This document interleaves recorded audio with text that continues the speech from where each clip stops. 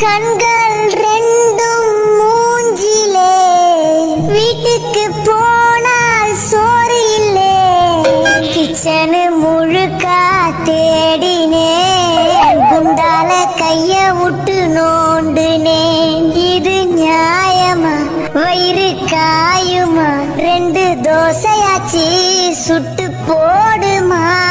நல்ல சோறு வீட்ல துண்ணு ரொம்ப நாளு ஆனதே. 4 நாளா பட்னியாயிருந்து வயிறு வெந்து போனதே.